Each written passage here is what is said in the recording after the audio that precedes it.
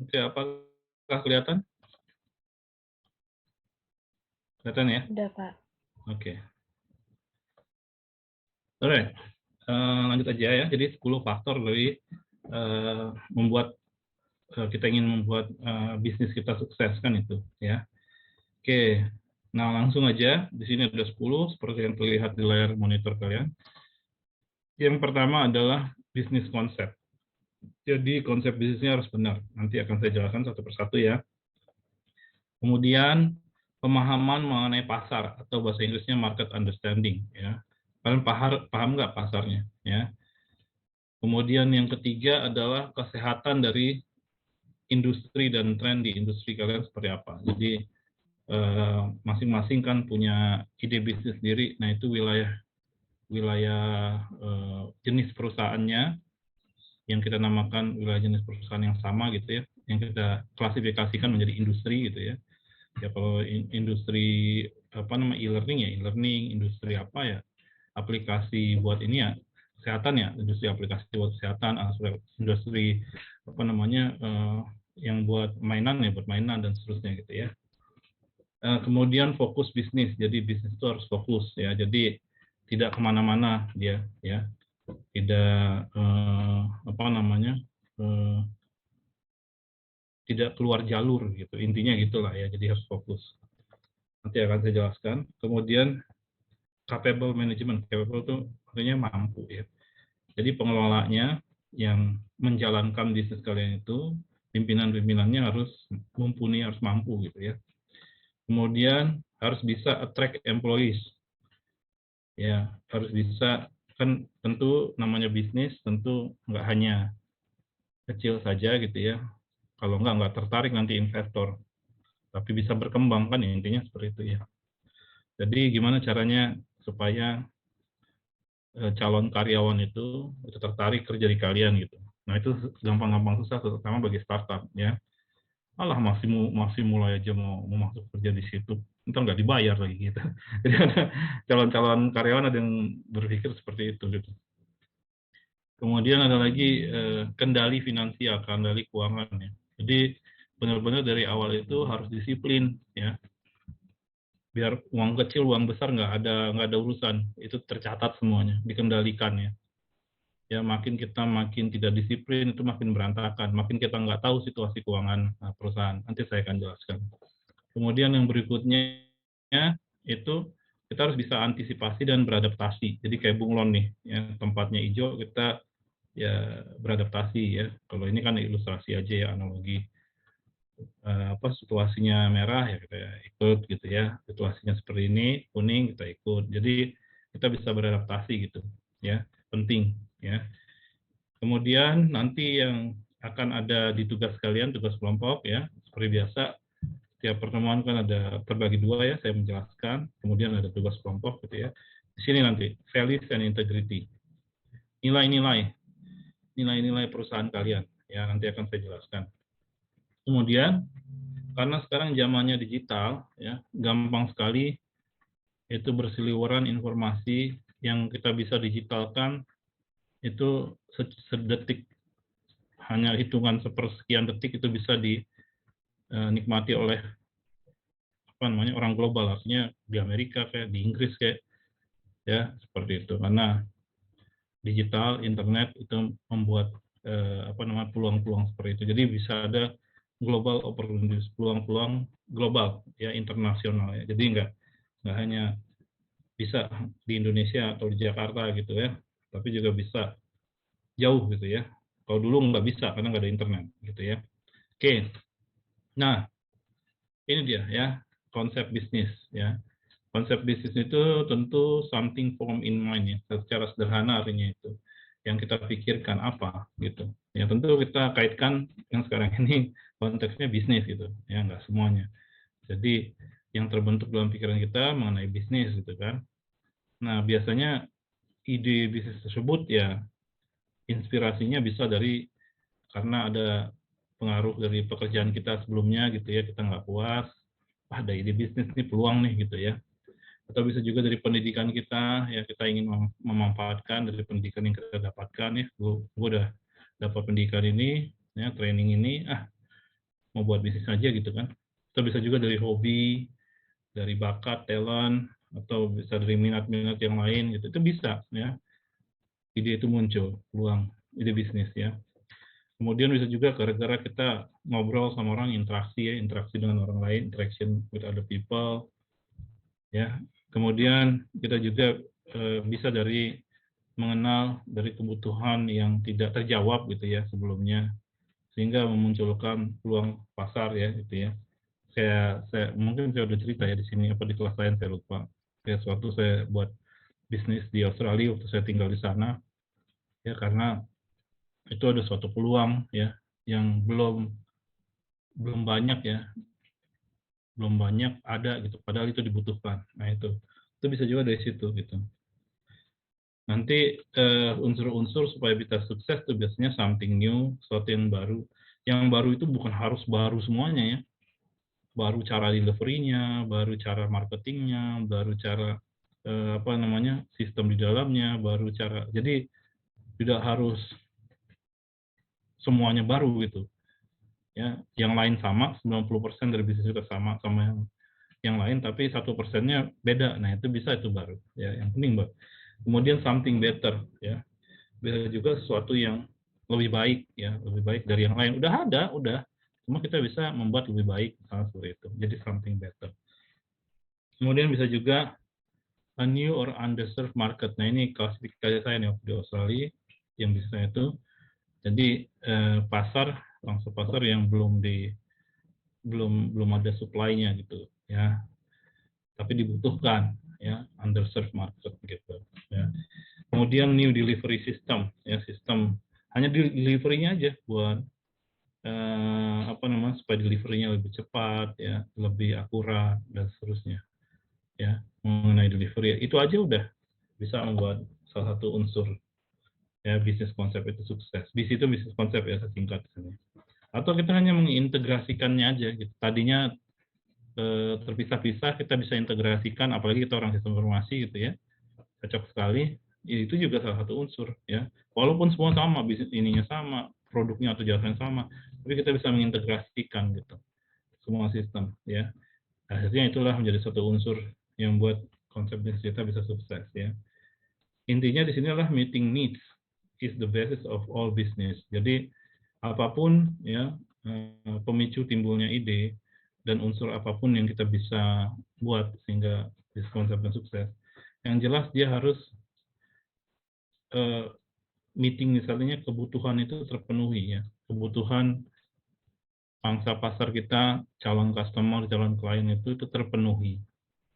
Ya, siapa yang nggak mau terpenuhi kebutuhannya kan? Kalau kita bisa sajikan melalui bisnis kita, ya itulah dia yang diinginkan intinya. Apapun di sini ya, pemicunya dan unsurnya di sini. Apapun itu, kalau bisa memenuhi kebutuhan orang lain ya, kebutuhan target pasar kita, itu sudah oke. Akhirnya kita akan sedikit demi sedikit ini pohon uang, ya pohon uang, pohon uang ya dari koin, kemudian makin banyak. Ya tugas kitanya lah menyuburkannya gitu loh. Ini kan hanya ilustrasi aja ya, analogi gitu ya, untuk supaya pohon uang kita berkembang. So, dari mana? Dari bisnis konsep di awalnya gitu ya. Nah di sini ada kutipan menarik dari, tentu kalian sudah tahu semua, penemu light bulb ya, penemu lampu namanya Thomas Edison, kalian mungkin sudah tahu semua. Sebenarnya dia nggak hanya inventor aja penemu, tapi dia juga ingin menemukan sesuatu yang bisa dijual gitu. Jadi anything that will not sell, I don't want to invent it katanya gitu. Jadi sesuatu yang nggak bisa dijual dia nggak mau menemukannya gitu ya, membuat sesuatu. Ya, dia ingin yang bermanfaat terus bisa dijual gitu. Jadi intinya bisnis, bisa bisnis gitu ya. Oke, ini tadi ya dari konsep bisnis.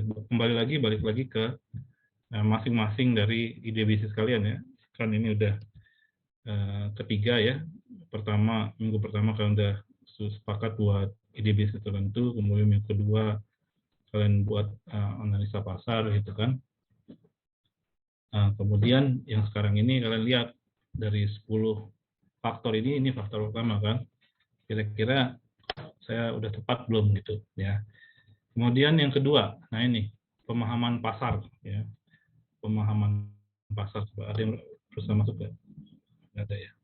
Nanti aja lah pas lagi foto barnya. Pemahaman pasar atau market understanding, ya. Jadi kita mesti tahu sasaran dari produk atau jasa kita ini, ya. Kembali kalian mikir ide bisnis kalian masing-masing. Itu apakah sudah, ini di sebelah kiri nih, sudah siap apa belum? Siap untuk menerima produk atau jasa kalian apa belum? Gitu. Kemudian yang kedua, bisa diakses, gampang diakses apa enggak sama mereka? Sudah siap, mereka tapi nggak bisa diakses, susah aksesnya, orang males, kalau susah. Ya harus begini dulu, harus begini dulu, harus begitu dulu, ya. Siapa yang mau gitu? Orang sekarang, zaman sekarang kayaknya nggak mau ribet. Jadi udah bisa diakses atau belum? Yang berikutnya adalah bisa responsif apa enggak gitu, ya. Jadi setelah kita ada produk atau jasa, mereka bisa langsung respons apa enggak, bisa respons apa enggak gitu, ya. Jadi itu yang penting. Jadi pemahaman dari pasar atau market kita adalah ready, accessible, responsif, ya. Market di sini, pasar ini secara umum kita udah tahu, tapi yang diambil untuk definisi konteks yang saya jelaskan ini adalah market is the group of consumers. Ini kelompok dari konsumen or organization atau berkumpul dalam organisasi perusahaan that is interested, yang mereka tertarik in the product or service, yang tertarik terhadap produk atau jasa kita gitu. Kemudian tidak hanya tertarik, tapi mereka punya resources atau sumber daya, have the resources to purchase. Jadi punya sumber daya untuk membeli. Gitu. Artinya kalau yang kita sasar adalah uang, gitu ya, maka uang yang mereka yang harus ada di mereka gitu ya. Kenapa? Karena kita kan berharap kita dibayar gitu kan, produk atau jasa kita dibayar. Kan bisnis kan seperti itu ya. Oke, mungkin ada yang bocor nih ya, nyampur nih suaranya. Kira-kira siapa yang bocor nih? Saya lihat suaranya masuk nih. Udah ya? Oke, sip. Oke, ya udah jelas ya. Tadi bocor, istilahnya bocor ya kalau di sini online. Oke, ya. Jadi mereka punya sumber daya untuk purchase, membeli ya, produk atau jasa. Kemudian, nah di sini karena kita hidup di dunia penuh dengan aturan, ya nggak bisa sembarangan, maka diperbolehkan oleh aturan, permitted by regulation, ya. Regulation itu kan aturan, ya. Aturan-aturan bisa peraturan pemerintah, undang-undang, peraturan menteri, Pemda, dan banyak lah ya. Yang terkait tentunya, yang terkait. Kalau yang nggak terkait ya nggak bisa. Maksudnya nggak cocok ya. Ya jadi ini tadi interested, kemudian punya sumber daya, punya uang mereka untuk membeli, kemudian bisnis kita juga tidak melanggar aturan gitu ya, diizinkan oleh regulation, permitted by regulation. Ya jadi ini ya group of konsumen ini, kelompok konsumen ini yang kita sasarkan gitu. Kita harus mengerti ini ya. Kalau mereka tertarik, kemudian punya sumber daya juga, punya uang juga, kemudian sama peraturan regulation juga tidak melanggar, ya sudah bagus gitu ya. Sekarang kita harus tahu ya klasifikasi dari sasaran ya, sasaran dari produk atau jasa kita gitu ya. Kalau ini di sini diilustrasikan dari yang paling luas ya, jadi total population, di populasi semua orang ya, tapi kita nggak bisa targetin semua orang gitu karena pasti ada keunikan di produk atau jasa kita yang hanya orang-orang tertentu gitu kan. Kemudian kita di lingkaran yang lebih kecil itu potensial market. Jadi lebih kecil lagi ya pasar yang potensial. Dari pasar yang potensial juga belum tentu semuanya gitu. Jadi ada yang misalnya tadi nggak punya uang gitu ya, potensial tapi nggak punya uang, gimana mau beli? Akhirnya menjadi available market, lingkaran yang lebih kecil lagi. Jadi pasar yang tersedia gitu untuk kita gitu ya. Jadi di sini sudah tersedia, tetapi apakah yang tersedia itu qualified apa enggak gitu ya. qualified itu semuanya nih, interested, kemudian resources, kemudian regulation, kemudian ready, kemudian accessible, responsive gitu ya. Ini dia qualified. Tapi dari yang semua qualified itu belum tentu semuanya mau gitu. Yang namanya juga manusia kan punya selera sendiri-sendiri. Ada target market. Ya, di sini kita masuk. Inilah yang biasanya yang di target market ini yang kita tuliskan di proyeksi kita gitu. Berapa dapatnya sesuai dengan target market kita. Ya. Akhirnya kenyataannya sewaktu jalan bisnisnya penetrated. Jadi pasar yang berhasil kita penetrasi. Ini yang realnya, yang faktanya sewaktu udah lagi berjalan, ya udah ketahuan gitu.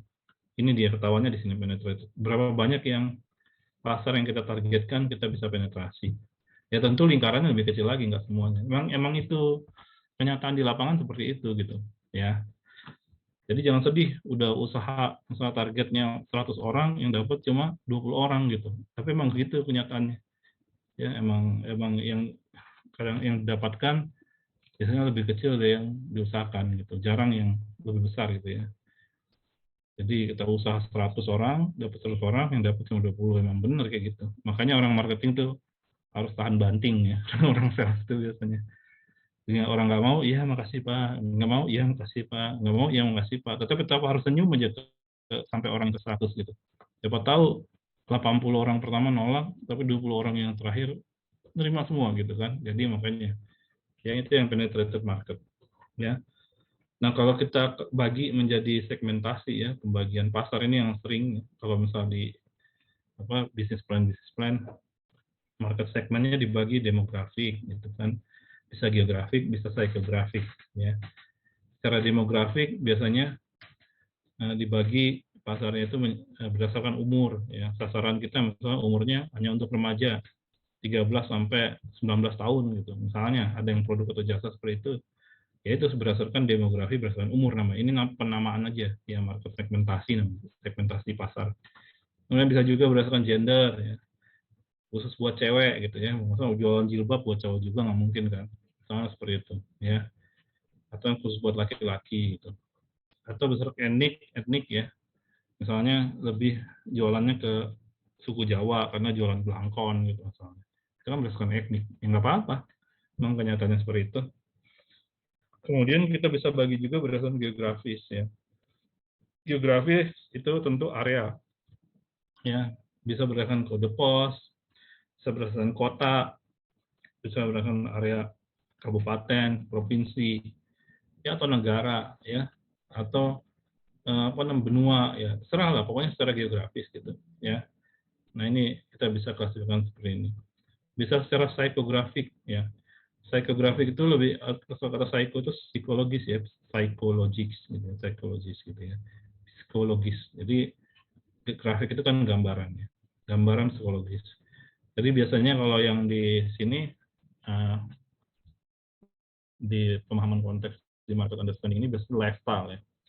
Contohnya lifestyle. Jadi gaya hidupnya seperti apa, kepribadian seperti apa, nilai-nilai dia seperti apa. Ya ada misalnya kita buat kafenya gaya seperti Starbucks, ini kan lifestyle berarti. Lebih kepada lifestyle, bukan kopinya sebenarnya, tapi kopinya juga cuma lebih kepada gaya hidup ya, karena tempatnya enak, ada live music, keren gitu ya, artis-artis datang misalnya gitu, itu kan kepada lifestyle gitu ya. Jadi sasarannya seperti itu. Nah ini kita bisa membaginya segmentasi pasarnya bisa klasifikasi demografis, geografis atau psikografis. Ya terserah yang mana aja yang cocok dengan kita kan bisa kita seperti itu.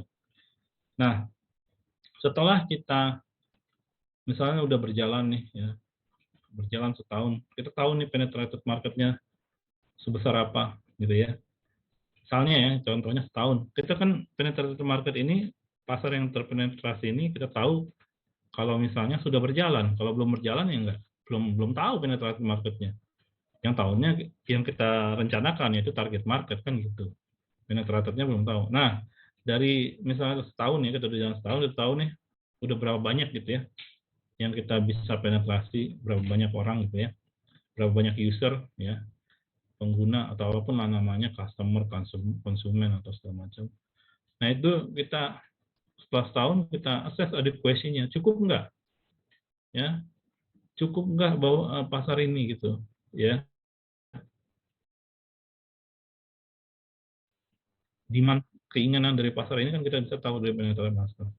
Dari eh, apa namanya, produk atau jasa yang kita bisa sajikan, atau produk e-learning, ya, atau apa terserah, hardware atau software atau network gitu ya. IT kan banyak. Nah, kalau sama kita klasifikasikan itu industrinya sama gitu. Nah, contohnya misalnya industri e-learning ya, kita masuk industri e-learning. Nah, kita harus tahu nih di industri kita ini, ya, kita kan salah satu usaha yang di e-learning, kan banyak lagi usaha-usaha lain. Nah, kita lihat nih kesehatan di industri ini sebenarnya dia lagi sakit, sick, atau udah lagi sehat gitu. Ya, tahunya sakit dari mana industrinya? Makin consumer spending itu decreases. Jadi makin banyak yang nggak butuh. Itu intinya sebenarnya. Ya, konsumennya makin banyak yang nggak butuh. Tahunya dari mana ya? Kita harus banyak baca, harus banyak tanya kan gitu. Ya, riset-riset sedikit lah ya. Jadi kita tahu, waduh, salah nih kita masuk sekarang nih. Orang lagi pada nggak butuh, gitu ya. Gimana mau masuk, butuh aja enggak, gitu. Jadi industrinya lagi sakit kan seperti itu kan, naik turun biasanya. Ya, kalau sehat gimana? Ya sehat, alhamdulillah. Berarti kita bisa lihat dari makin banyak yang membutuhkan. Nah, ya, oh lagi sehat nih industri kita nih, semakin banyak yang membutuhkan gitu. Nah, kalau kita tahu bahwa kesehatannya tuh lagi sakit dia, maka apa yang kita lakukan? Ya redesign lah terpaksa. Jadi rancang ulang kan, redesign kan rancang ulang gitu. Aduh, produk sama jasanya kita harus rancang ulang, lagi nggak dibutuhkan gitu ya. Kalau lagi sehat gimana? Sehat ya udah, terusin aja. Terusin, bahkan kalau bisa scale up. Scale up itu banyakin lagi gitu. Mulai berani, karena banyak yang membutuhkan gitu kan. Nah, ini dari sisi kesehatan. Dari sisi tren gimana? Sama juga. Tren kan namanya tren bisa naik, up, bisa turun, down, ya kan?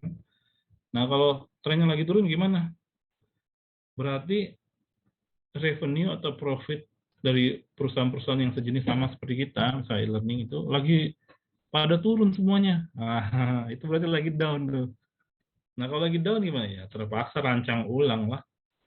Ya gitu, bisnis mainnya gitu. Terus mikir, terus balik lagi, muter lagi ya. Ya, perbaiki lagi, rancang ulang lagi. Emang begitu ya. Capek lah. Kadang-kadang 24 jam. Jadi kayak gitu ya. Nah, kalau lagi naik gimana? Ya bagus, alhamdulillah. Ya, jadi kita lihat uang sejenis pada naik nih, wah keren. Ya scale up aja. Kita banyakin aja produk jasa kita. Berani, karena emang kenyataannya seperti itu kan. Nah, namanya juga dinamika ya. Di saat sekarang lagi naik gitu, tapi 6 bulan lagi turun. Nah, ya nggak apa-apa. Pas lagi sekarang kita banyakin, pas lagi 6 bulan lagi ya kita, pas lagi turun kita redesign lagi, rancang ulang gimana supaya apa namanya, lebih bagus ya. Jadi bisnis produk atau jasanya kita apa namanya, ubek-ubek dikit ya, kita ganti-ganti gitu ya, yang sesuai dengan keinginan. Mungkin trennya turun karena sudah tidak sesuai dengan minat dari anak-anak muda yang sudah berganti generasinya gitu ya. Nah, kita harus perhatikan itu sehingga kita harus redesign. Ini mah buat yang ini, kita sasarin remaja, tapi remaja zaman dulu gitu. Udah dengar remaja zaman dulu udah jadi orang dewasa sekarang. Ya kan kita harus ganti, misalnya seperti itu. Nah, redesign ya. Ini industri and health and trends ya. Kemudian yang berikutnya fokus bisnis. Nah, ini nih yang sering juga terjadi nih. Kita udah rencanakan, kita udah mau jalankan, di perjalanannya kita nggak fokus, kita nerima yang lain-lain gitu ya.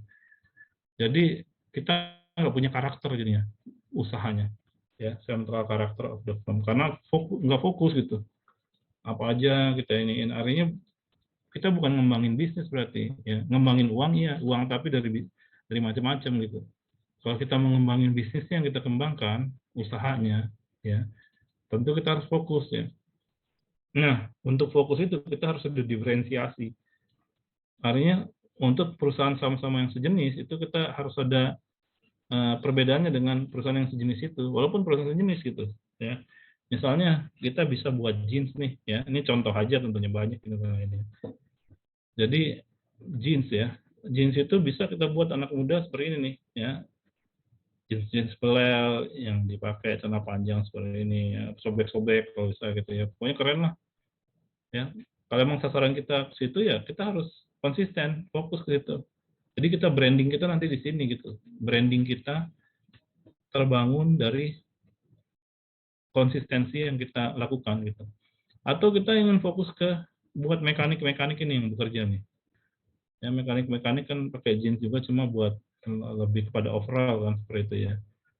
Nah, biar kalau misalnya kena besi kena apa nggak cepet rusak gitu. Kalau kain biasa kan cepet sobek. Kalau ini kan kuat gitu ya. Saya kira sarannya seperti jeansnya ya sudah ini aja. Fokus biar branding kita di sini, brandingnya nempel. Ya perusahaan-perusahaan besar bisa jadi besar karena brandingnya nempel gitu. Akhirnya makin lama makin besar gitu. Kalau emang bisnis yang kita sasar, usaha bisnis.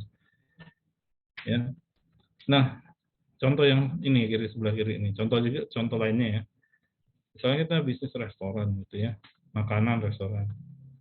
Bisa kita seperti ini, ya, kayak McDonald. Kemanapun kita McDonald, mereknya sama, warnanya sama, gaya ininya sama gitu. Jadi ada similarity.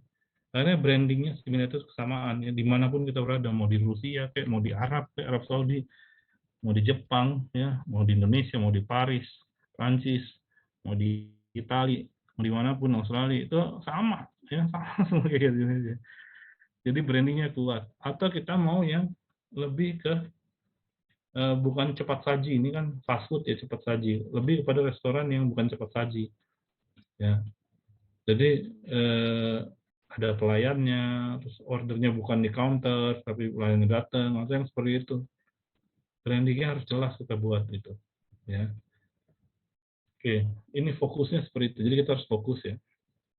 Dan sesama untuk memelihara fokus itu sesama perusahaan yang sejenis itu juga kita harus ada diferensiasi atau beda, ya seperti itu. Oke, kemudian, nah ini pimpinan-pimpinannya, manajemennya itu ya itu harus punya kemampuan ya, capable ya. Nah, zaman sekarang itu dibutuhkan dari fleksibel dulu deh, fleksibel kita flexibility. Jangan yang kaku ya. Orang kaku tuh biasanya akhirnya kurang kreatif ya. Karena harus caranya begini nih gitu ya. Tapi cara itu gagal, nggak mau tahu dia, pokoknya gini aja terus ya. Wah, harus fleksibel kita. Cari cara lain, cari cara lain, cari cara lain gitu. Ya. Kalau pimpinannya nggak fleksibel seperti itu, akhirnya nanti eh, apa namanya nggak bisa survive nanti, nggak bisa bertahan. Ya. Kemudian teamwork harus bisa bekerja sama.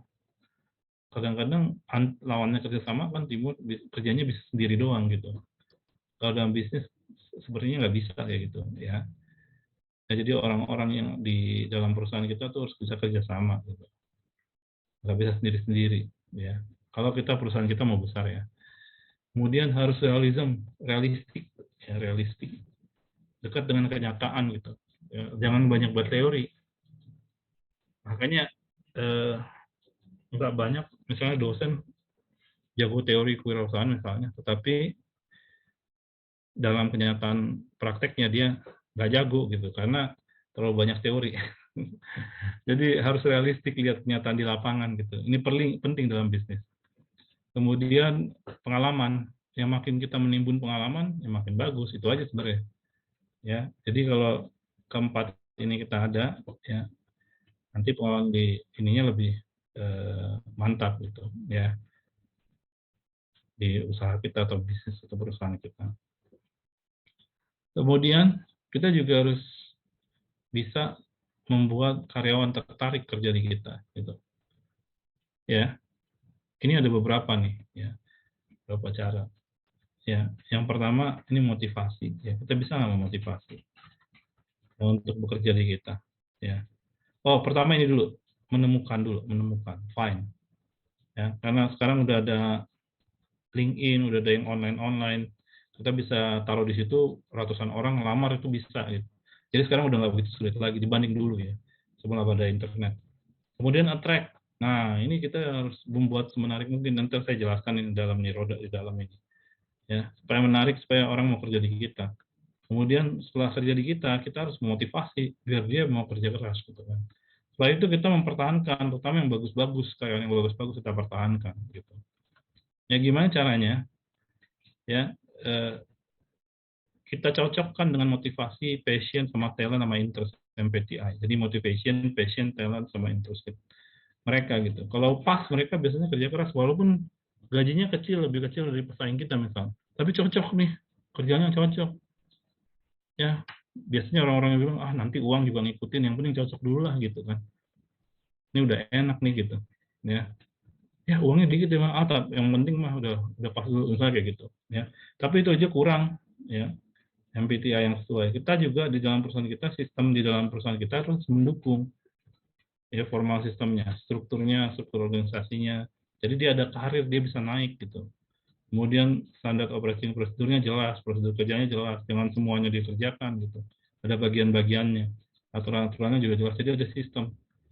Ya kalau udah ngambil mata kuliah informasi dan proses bisnis tahu. Itu maksudnya di sini semua tuh di matkul informasi dan proses bisnis ya IPB. Kemudian informasi sistem. Nah, di sini lebih kepada budaya sebenarnya, kebiasaan apa yang kita bangun gitu di perusahaan ya, culture, kebiasaan itu ya, sistem tapi secara informal ya, kebiasaan tepat waktu, kebiasaan kualitas lebih lebih penting dari kuantitas, atau sebaliknya kuantitas lebih penting dari kualitas karena kita jualan kuantitas sebenarnya.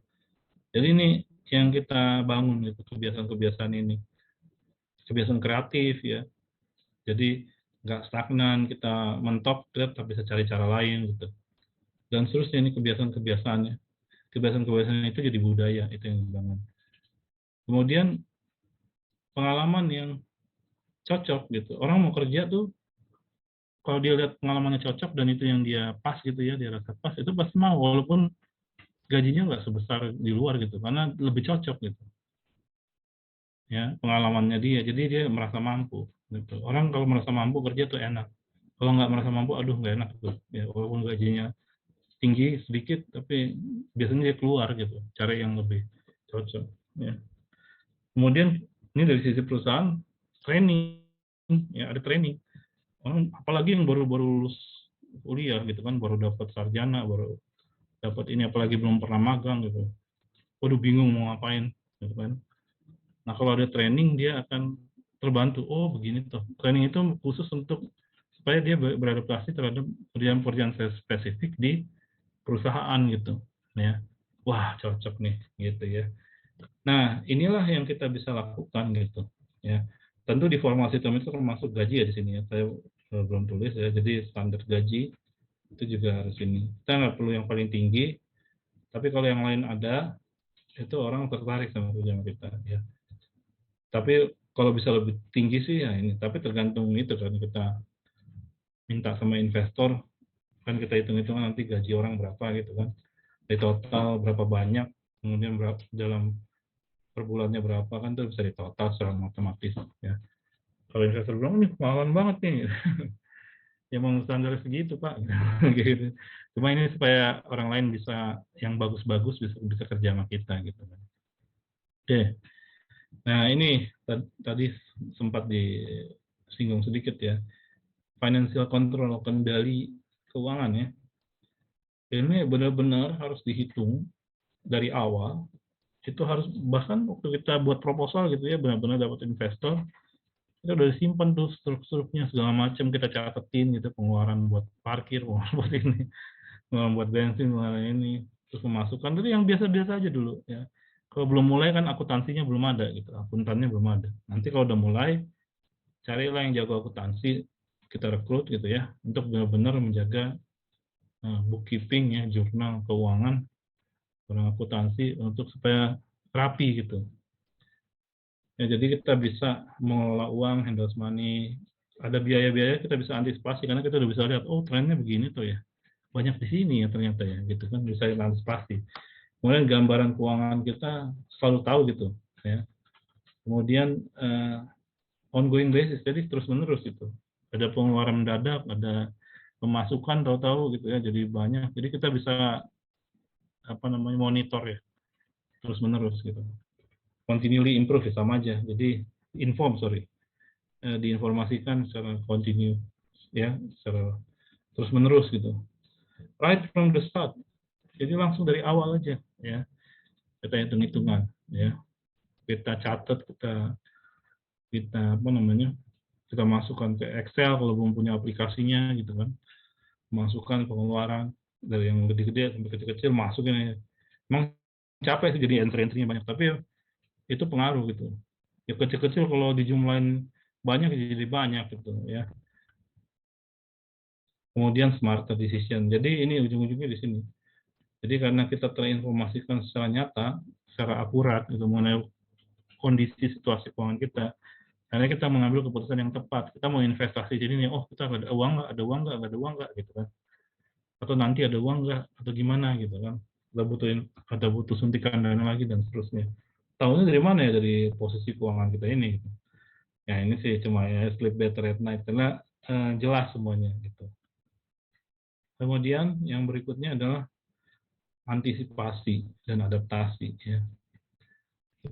Perusahaan kita harus bisa mengantisipasi dan adaptasi apa aja ya, perubahan teknologi ya, udah jelas lah, nggak perlu saya jelaskan nih, kayaknya udah tahu semua ya. Yang tadinya nggak ada internet, ada internet ya. Banyak lah ya, jadi yang teknologi hardware, software, network tuh berubah terus gitu ya. Kemudian secara sosiologis juga ya, kita mengalami perubahan, terutama generasi-generasi baru, tentu mungkin dipicu sama teknologi gitu ya. Cuma tadinya kita kalau mau bergaul, bersosialisasi harus ketemu online, harus ketemu sebelum ada internet ya harus ketemuan gitu, secara fisik. Sekarang nggak perlu, online aja bisa gitu ya. Terus perubahan-perubahan kompetisi ini saya sudah jelaskan ya, quarter five forces itu ya, yang market analysis ya, yang supplier power, buyer power, competitive rivalry ya, substitution trade, new entry trade, ini sudah saya jelaskan ya. Jadi itu perubahan kan, nah kita harus beradaptasi terhadap itu ya, antisipasi dan adaptasi. Kemudian nah ini tugas kalian di sini nanti ya, jadi nilai-nilai. Nah apalagi kalian masih baru buat proposal gitu, nilai-nilai itu juga harus ada ya, values ya. Saya ngambil satu contoh yang jelas deh, nggak usah jauh-jauh, di kampus kita Universitas Bakri ya, waktu kalian di awal gitu kan, itu orientasi, nilai Universitas Bakri adalah care, peduli ya, inovatif, berinovasi, dan profesional ya, CIP ya. Dulu waktu membuat di Universitas Bakri itu yang merancang Universitas Bakri itu ya, sama yayasan, di koordinasi yayasan, nilai-nilai Universitas Bakri itu maunya seperti itu gitu. Care, mereka peduli pada siapa, semuanya. Civitas akademika kan kita di situ namanya civitas akademika ya, staff, mahasiswa, ya dosen, ya, semuanya yang ada di itu. Lingkungan kampus. Nilai-nilainya apa? Peduli. Care nggak? Benar nggak? Gitu. Kalau emang care benar ya terlihat dari sehari-harinya. Terus kemudian berinovasi, inovatif. Ya, kita selalu berusaha nggak mentok di satu cara, tapi cari cara-cara baru bisa berinovasi. Kemudian profesional, kita profesional nggak? Gitu. Ya, kalau bilang kuliah jam segini ya kuliah jam segitu. Ya, profesional itu kan sesuai dengan kerjaan atau aktivitas yang kita lakukan, ya, dan kita lakukan dengan sepenuh hati gitu ya. Jadi profesional itu seperti itu. Nah, kita lakukan nggak seperti itu? Care, inovatif, profesional itu nilai-nilainya. Kalau kita lakukan terus, kita akan punya integritas, integrity. Oh, nilai-nilai kencang nih megang nilai-nilainya. Terlihat dalam kesehariannya. Di perusahaan juga seperti itu gitu. Orang kalau misalnya, nggak tahu kalian ada yang magang di Astra nggak ya? Astra tuh kuat sekali nilai-nilainya itu. Profesionalnya terasa begitu tuh. Ya. Beda misalnya kalau kalian udah punya pengalaman beberapa perusahaan gitu, kalian bisa bandingin, oh di sini lebih enak, lebih nyantai gitu kan. Berarti kalau yang lebih enak, lebih nyantai itu sebenarnya nilai-nilainya kurang kurang kuat gitu, ya. Justru yang ada yang misalnya terhadap kualitas gitu, ya. Jadi dia nggak boleh turun kualitasnya. Kayak gitu yang akan berkembang perusahaannya gitu. Jadi karena nilai-nilai itu, nilai-nilainya quality gitu kan, ya. Quality is number one misalnya, itu nilainya dia gitu. Ya, itu yang akan dilaksanakan. Atau misalnya honesty, kejujuran. Jadi apapun yang tidak jujur dia nggak mau pakai gitu. Jadi terkenal tuh perusahaan, ya, kejujuran, honesty. Ya, care tadi inovatif ya tadi untuk universitas bakteri profesional, banyaklah nilai-nilainya. Atau nilainya lagi kecepatan, ya, kecepatan, speed gitu ya. Ya sudah, ya nanti orang situ kerjanya semuanya harus cepat gitu ya. Atau nilai-nilainya ada lagi produktif gitu ya. Ya sudah produktif. Kualitas tadi udah ya contohnya. Ya, nilai apa gitu yang kita ingin laksanakan di perusahaan kita. Kalau kita, apapun nilainya gitu ya, karena kalau konsisten kita jalankan, orang akan melihat gitu. Kita punya integritas, akhirnya kita akan lebih sukses, ya, sukses better, ya, karena kuat. Orang akan percaya sama kita kalau emang mereka cocok sama nilai kita gitu, ya. Survive longer, ya, lebih lama berdasarkan nilai tersebut. Kemudian karena integritas kita kuat, avoid lawsuits and fines. Jadi dituntut ya secara pidana dan perdata itu kita hindari gitu. Karena kita benar-benar melaksanakan nilai kita itu secara konsisten ya.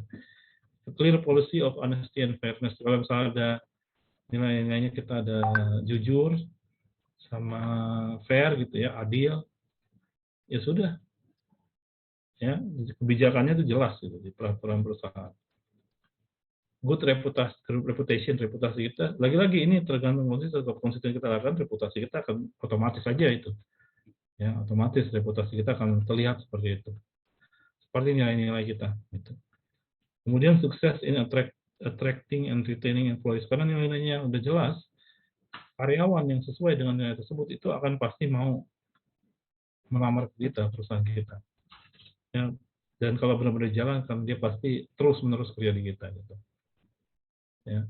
Kemudian strengthen stakeholder commitment, komitmen pemangku kepentingan semuanya yang sesuai dengan nilai-nilai itu, ya, dari karyawan, ya pemangku kepentingannya kan gitu, investornya, ya, customer-nya, supplier-nya, ya kan stakeholder kan seperti itu ya. Stakeholder itu memang kepentingannya. Semuanya yang terlibat di perusahaan, ya, dan terhubung di perusahaan gitu ya, itu akan memperkuat komitmen mereka. Kalau nilai-nilainya dipertahankan terus, ya dijalankan, dipertahankan terus, itu akan memberi karakter pada usaha kita. Firm itu usaha atau perusahaan ya. Ini semua akan terjadi kalau kita pertahankan nilai-nilai kita seperti itu, ya. Oke. Nah, peluang global, ya. Tahu lah artinya global ya. Jadi bisa mendunia lah istilahnya, ya. Jadi dari sini dulu ya, target market kita bisa nggak hanya satu tempat aja, tapi di luar negeri juga bisa. Apalagi kalau kita udah sukses dalam negeri, biasanya lebih berani ke luar negeri itu. Karena udah sukses, ada contoh suksesnya, sukses story-nya, cerita nyata dari kesuksesan kita ya. Secara nyata, bukan belum terjadi, tapi udah terjadi. Jadi kita bisa copy paste keluar, tetapi kita harus tahu ada perbedaan-perbedaan peraturan legal. Ya, kita harus menyesuaikan tuh, ya. Jadi nggak serta-merta kita bisa copy paste gitu. Nah, kita juga bisa global opportunities-nya, kita bisa bersaing dengan kompetitor di sana, saing-saing di sana. Suppliernya juga bisa ngambil dari luar negeri. Investornya juga bisa ngambil dari luar negeri. Partnernya juga bisa kita ngambil dari luar negeri. Employee-nya, karyawan juga bisa karyawan luar negeri. Kenapa enggak gitu ya? Kalau memang kita mampu bayar, ya kenapa enggak? Tanggung jawab sosial kita juga harus disesuaikan dengan kondisi di luar negeri, ya, seperti legal issue. Ya, jadi social responsibility kalau kalian di negara barat tuh lebih berat ya. Tanggung jawab sosialnya benar-benar harus dilaksanakan. Legal issue-nya juga lebih ketat biasanya, aturan-aturannya lebih ketat. Bukan berarti lebih banyak aturan di negara barat, enggak. Tapi lebih ketat aja, lebih konsekuen mereka jalankan gitu. Kita banyak tapi kadang-kadang nggak konsekuen gitu. Ya, seperti itu. Ya, jadi bisa kalian peluang global itu kalian usahakan ya. Nah, sekarang tugas kelompok ya, masih ada 40 menit. Nah, yang saya inginkan hanya satu halaman saja buat per kelompok. Kalian hanya tahu aja nilai-nilainya dari bisnis kalian ini. Mulai dari nilai-nilai dulu deh. Apa? Saya kasih contoh yang di Universitas Bakri kan care, peduli ya, inovatif, inovasi, sama profesional. Profesional. Ya, jadi ada 3. Ya. Apakah harus 3? Ya, enggak lah. Tergantung kalian mau apa. Bisa bisa 1, bisa 2, bisa 3, bisa 4. Tapi jangan terlalu banyak juga jadi maruk ya. Jadi nggak ini seperti itu ya. Jadi yang benar-benar kalian ini aja ingin pegang melaksanakan di Pak, honesty boleh nggak? Kejujuran boleh ya, untuk membedakan dengan misal bisnis yang lain yang nggak berani pakai nilai honesty gitu ya. Atau misalnya nilainya adalah saling menguntungkan, Pak, bisa nggak? Boleh. Apa aja yang kalian menurut kalian nilai itu kan apa yang menurut kalian bagus dan kalian ingin terapkan di perusahaan. Nah, kalau kalian baru memulai ya, mulailah dari nilai-nilai gitu kan. Kemudian kira-kira bayangan kalian bagaimana cara mempraktekkan nilai-nilai ya pada kegiatan bisnis kalian. Misalnya kejujuran ya.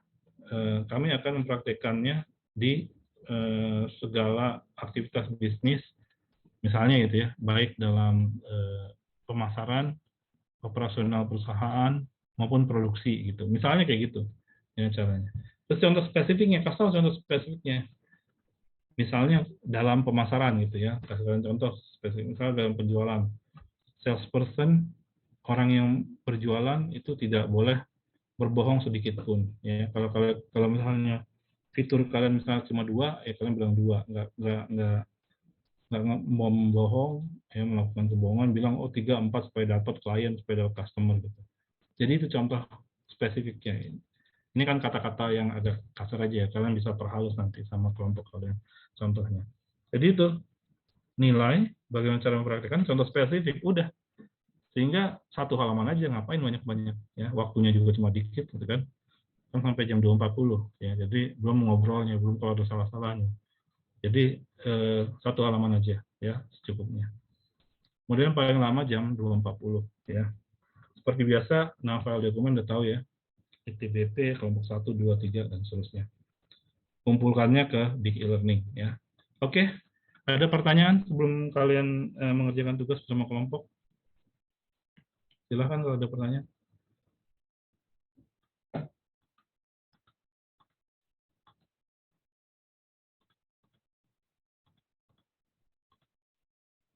Kalau gitu sepertinya cukup jelas ya, nggak apa-apa ya, tadi saya paksa. Cuma tetap kalau ada pertanyaan, saya tetap standby di seperti biasa WhatsApp ya. Boleh WhatsApp pribadi, boleh WhatsApp kelompok kita, terserah, nggak masalah. Ya, yang penting kalian ada pertanyaan saya bisa jawab dan membantu kalian dalam membuat tugas gitu ya. Oke, last chance, ada pertanyaan?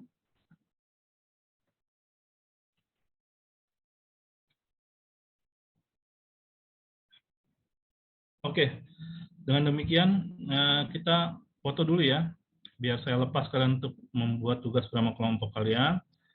Tolong hidupkan semua kamera biar kita foto bersama ya. Saya tunggu supaya fotonya semuanya. Ini apa nih, ada pertanyaan sebenarnya. Kelompok 4 ya, sambil hidupin kamera ya, sambil saya tunggu aja, nggak apa-apa, hidupkan aja kameranya. Ganti ide bisnis dari web learning menjadi digital dan AR, augmented reality ya. Boleh kelompok kami, boleh jawabannya. Kalau misalnya kepikiran ada yang mau lebih baru, ada mau ganti gitu ya bisnis, itu masih boleh sekarang. Sampai UTS itu masih boleh ya. Kan baru dapat pemikiran baru, baru dapat ini baru, terus kayaknya kurang pas nih. Nggak apa-apa ya, ini masih di awal, boleh ya. Jadi jawaban saya tuh boleh ya, Prasna, boleh. Jawaban saya boleh ya, Prasna. Oke. Yang lain juga kalau misalnya kepikiran ada yang ini kurang cocok nih jadinya nih. Boleh ya. Oke, kita foto. Rafif bisa, Rafif? No? Saya tunggu Rafif sama Noval nih. Nova Riandi, ya udah Nova Riandi udah hidup. Rafif bisa hidup Kak, kameranya? Sudah bisa hidup apa belum?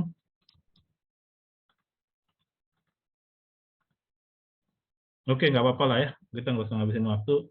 Tapi saya sudah sampaikan ya, kalau misalnya ada masalah kamera atau ada kemungkinan kan, pasang foto lah gitu di situ ya. Oke, makasih banyak.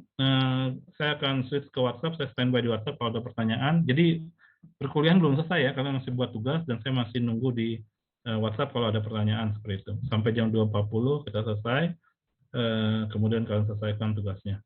Upload ke Big e-Learning. Oke, saya standby di WhatsApp kalau ada pertanyaan. Terima kasih banyak. Assalamualaikum warahmatullahi wabarakatuh.